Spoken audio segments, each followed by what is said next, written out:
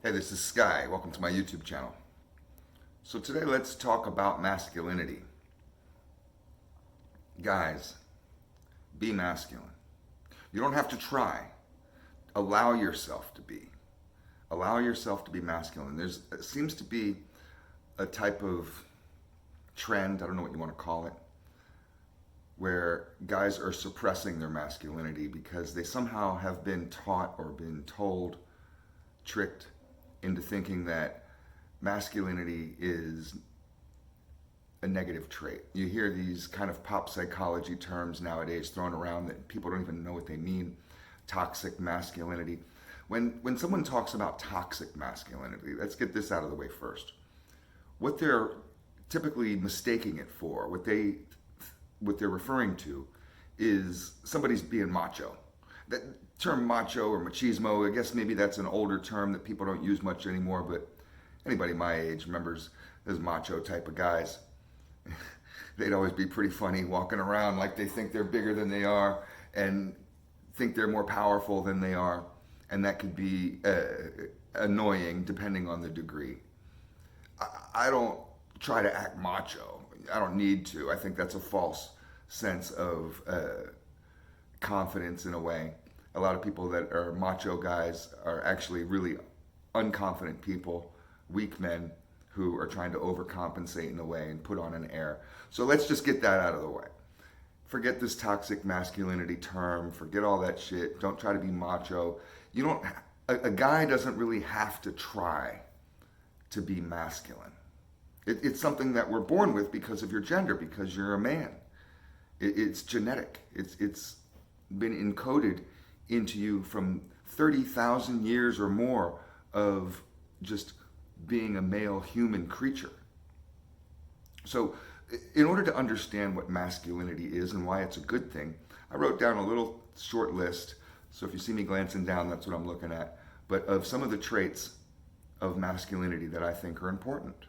So, let's start at the top. Masculinity is strength. Be strong. Be strong in your body. You should be able to hunt and kill. It doesn't mean you have to go out and do it, but you should be able to. You should have a presence of strength, the stronger sex. You should be stronger than your girlfriend.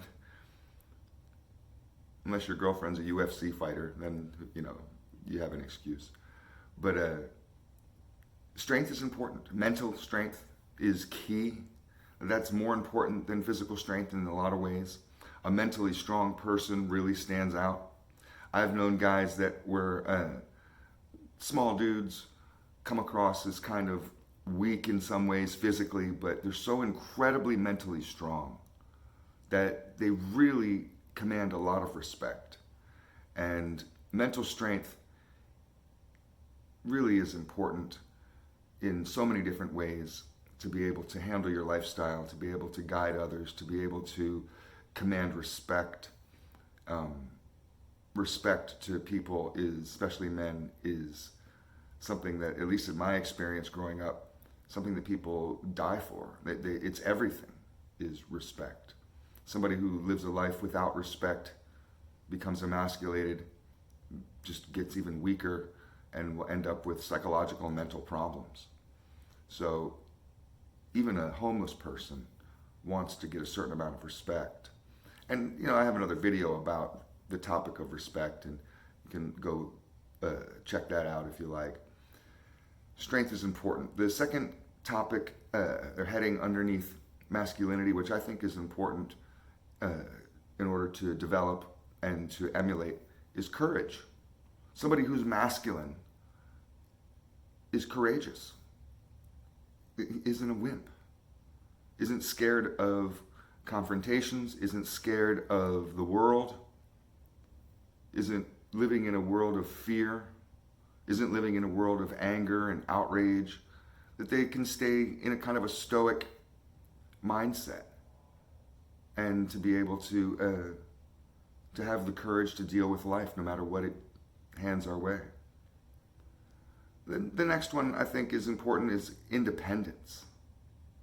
It's important to be independent, to be able to be allow yourself to be who you really are, to be able to speak your truths, to be able to communicate how you feel, and your individuality should shine through. Everybody is a unique person, and as masculine men, that's really should be one of your defining traits. Independence should be important to you. You're not a follower. You're not a sheep. You think of yourself more as a wolf or a lion. Remember, you are a predator. We have pointy teeth. We eat meat. So, you want to be able to think for yourself.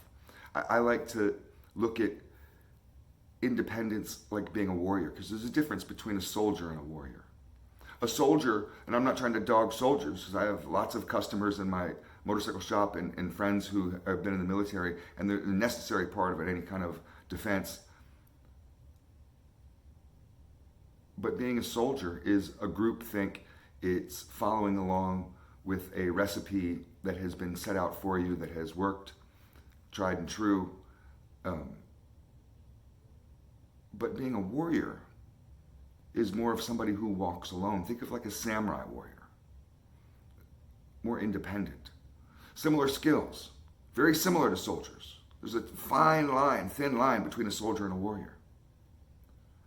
But just as a civilian, you may not necessarily be a soldier, because that, words matter, and that doesn't really resonate with people. If you're an active military, then it's different.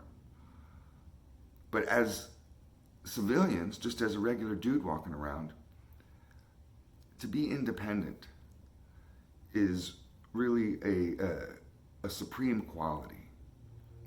And that leads to the next of leadership. To be independent gives you leadership qualities, and displaying leadership qualities is, I think, very important for men. Men are leaders. We're naturally born to lead. You may ask yourself, why are all the pharaohs, why have all the kings, why have all the presidents, why have there been so many male leaders in this world? You can just go through various aspects of authority, from teachers to cops there's women teachers, women cops, but these have been male-dominated fields for generations. And you say, why? You can just keep going with various leadership roles, and it's usually dominated by men. It's a man's world in some respect, and it's because of the leaders, and you wonder why. Some people get really offended by that, but men are born to lead. We have a natural instinct within ourselves to be leaders, so allow yourself. You don't have to force yourself to be a leader. You just, want to be able to display some independence, some creativity and thought, to be able to show that, you have the courage to think for yourself and the strength to, follow through with these ideas. And you can be a leader, and be a leader to your family, be a leader in your community, be a leader when you're walking down the street. If anything happens, if there's something a car accident in front of you, you can be a leader. Allow yourself to be a leader. And what that word means to you, Another aspect of masculinity, which I believe is important, but you don't want to abuse it, is assertiveness. It's essentially important to be able to be assertive, to be able to not just get what you want, because weak people think that assertiveness is just somebody who is trying to get what they want. There's nothing wrong with getting what you want, as long as your wants are good, not evil, not incredibly selfish. Some selfish wants are necessary. Eating food is a selfish want. I'll get back to you later. I got to get lunch. That's not a selfish want. But it's important to be assertive. It's important to be able to have the ability to speak up when you need to speak up, to confront people when you need to confront them. Even the most basic stuff of, if you didn't get the right order at dinner, as the waiter brings out something that's not right, speak up. Don't just take it. You're paying for that shit. Don't just say, oh, well, it doesn't matter. Speak up for yourself. Be assertive in your life. It's not just getting your way. It's getting what's right. And stand up for what's right. And people who aren't assertive, they let people walk all over them. They turn into the sheep. They're not independent in thought. They don't have courage. They don't have strength. To be assertive, you need these qualities. The last one, which we went over in the beginning, and I just wanted to reiterate it, that toxic masculinity is really just being macho. Toxic masculinity is a new catchphrase that's meaningless. There's nothing wrong with guys showing a little bravado, showing a little bit of machismo. It's what we do. You get enough guys in a room together, and women and weak, emasculated men, feminine men, they feel awfully out of place, and they should. And they may walk away from that kind of scenario scoffing and being like, that's just, that's ugly manhood. There's nothing ugly about being a man. So be proud of who you are, but you just want to watch how crazy you get with how cool you think you are. And that's really the way I look at toxic masculinity or machismo or whatever you want to talk about it. You're not Rocky, you're not Rambo, nobody is. Those are fictional characters. So don't try to be that. But allow yourself to be yourself. Don't hold back. And I find that a lot of people who are men in particular who lack masculinity, it's not that they lack it.